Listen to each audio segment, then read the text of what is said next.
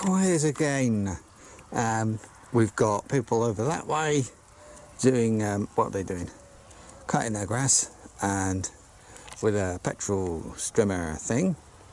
I think you can only use petrol or diesel stuff in the mornings or at night or something weird like that. Anyway, I'm okay because mine's battery.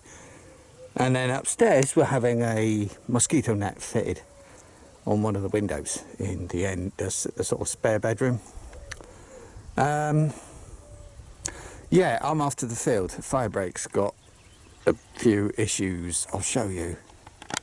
It's like I've got my little helpers today. I know who they're looking for the horse. These three are great friends with the horse. And they're, yeah, I was to say, hunting for him. That blue, this blue thing here, hang on. Let me just walk over. This blue thing is, my wife will come out most days with like vegetables she don't want, carrots, things like that, and she gives them to the horse. I think I can see the horse. Anyway, they come out and eat it. So they tend to get there first. I can see the horse, he's on his way. I wonder how long it'll take for them to see him. Definitely not hunting dogs. And they haven't spotted the horse yet. Where's the other one? Becca? Oh, she's there. Sorry, they're small. I don't always see them. Anyway, I'm over here by one of our oak trees. They are protected.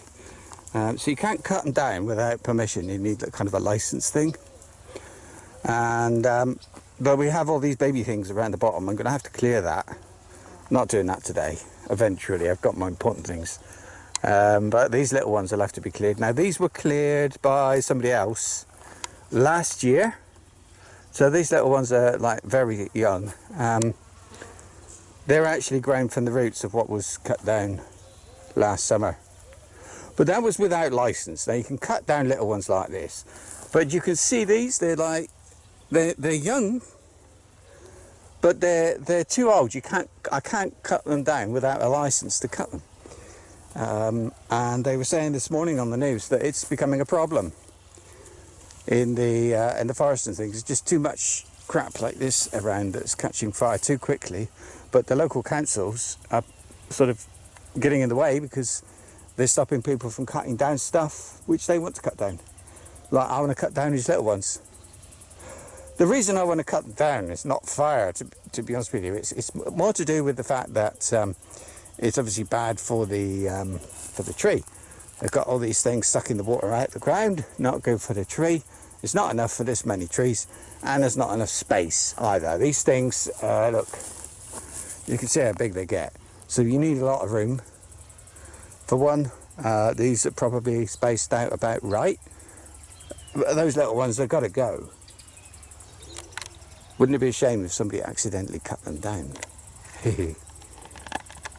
So here's the sort of thing I was talking about, where the tractor's been, and some of the places where it's gone into the soil, like there, it's a bit difficult to get the strimmer in.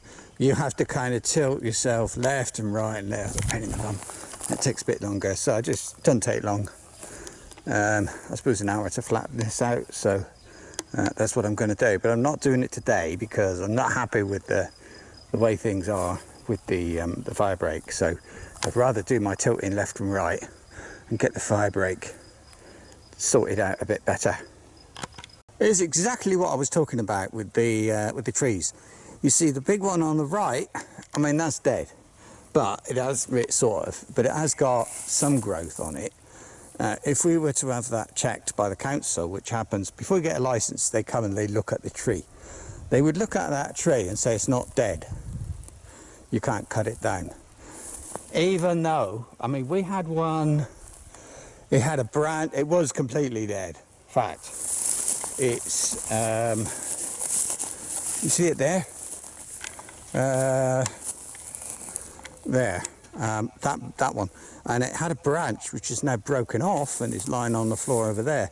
That just broke off. I mean, that could have, in another place, that could have hurt somebody. But Even that one there, if we want it cut down, we asked somebody to cut it down. They said they can't without a license to cut it down, and somebody would have to come and look at it to say that it's dead. That one is definitely dead. Nice one with this one is that we've got this new one that's grown up to replace it. And so yeah, that would be nice to cut that one down really. I'll certainly cut down the small ones. They're not, I think I can do that legally, but it all takes time. There's a branch on the floor that fell off, look. It's terrible, really. Even if this was by road, you'd still need that license. Beautiful though, beautiful trees. We've got a new oak tree growing at the top to replace an old one. I'll show you that in a minute, because I've got to do something up there. Well, in a minute, later. Sorry, I know, I keep stopping. I see things on the way. Did this yesterday as well. You see that, I've just tidied up the bottom of it, but you see these stones, and there's some wood mixed in with it and other stuff. That's some sort of a barrier. You see the way I don't know if you can see it so much now, because all the cut stuff is around the bottom, but it's on a little bit of a hill, a little bit of a mound rather, that one, and it doesn't do very well. So this trap, when it rains, the water will come down, it picks up silt on the way, and instead of the silt just carrying on down, it will stop. Well, most of it will stop anyway when it gets there, and the water will slow down a little bit as well, and it all helps it, gives it time to soak into the ground a bit more than it would otherwise. I don't know if it's going to help. I know there's a thing called a contour barrier, similar sort of thing to that. But I just thought, well, I've got to try something to sort out that tree. There are more. There's another one, another two, I think, that are in a similar situation, and I'll do those as well. We'll just see what happens. I know it works. If you look at, I'm not going to walk over there for this, but you see that tree lying on the ground, dead tree, that one.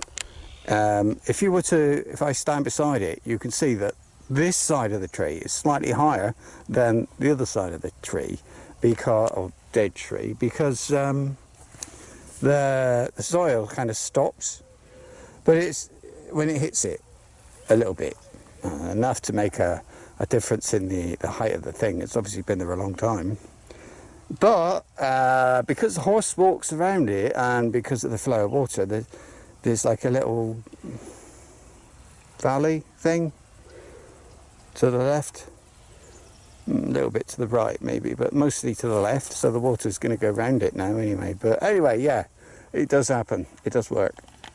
So look, so there are the dogs with the horse and my wife. The dogs were following me, so I'm out of breath. I think my wife has probably got some food for the horse, I don't know. Yeah, or maybe she's trying to keep them away from me because I got the strimmer. Who can say? Look at that. It's a bit sad really, isn't it, that everything is just nothing here.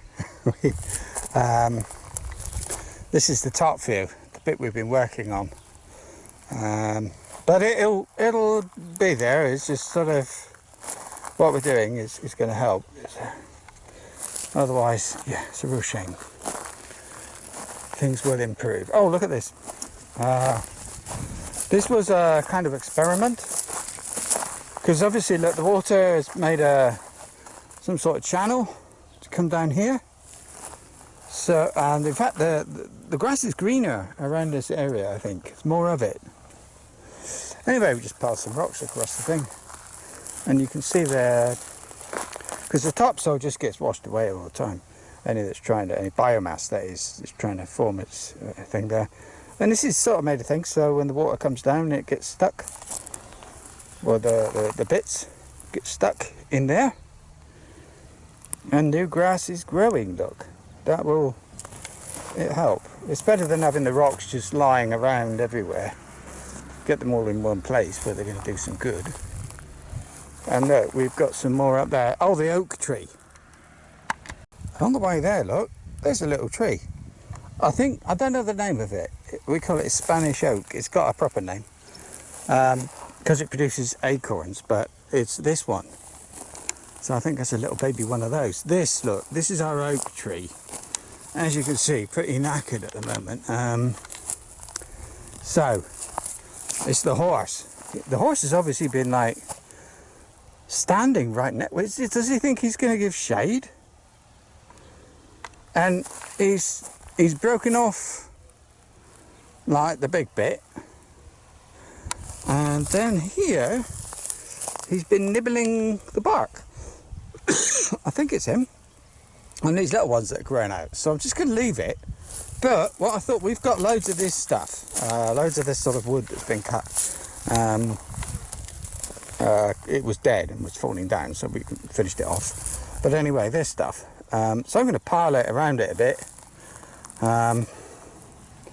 It will feed any fires that come this way, but I'm not too bad. It shouldn't be too bad. There's the road. Right, more things. Well, we've just had a mosquito net fitted here, so I hope it doesn't show too much. Anyway, there's the view from the spare bedroom window, and the field from on high. You see, you can't see the top, but you get an idea. I'm trying to cut a fire break around the edge of this. I got that row of trees is where I started filming today. I was showing you the digging. Cut that far, so I just go to this bit here. It's 4 meters wide. It was there, but it needed help, so it's a lot better now. I came up here and then I thought, well, I didn't finish recording anything, so here we are. I finished. Tomorrow, I don't know, but I have got a. Oh, this is the thing we are clearing of dead trees and stuff like that in the earlier video. But anyway, it's yeah. Oh, it's the horse. It gets in the way sometimes. What else? Yeah, what's left to do to it is cut that little bit down here and then rake it all, because if you cut it and just leave the dead grass on it, it's no good. You've got to have it sort of remove all the grass you cut. So I don't know if you rake your lawn, but you can imagine this one's a bit bigger than bit bigger than a normal lawn, and somebody has to rake it. We've done it a couple of times before. It has to be done tomorrow or another day. Otro día.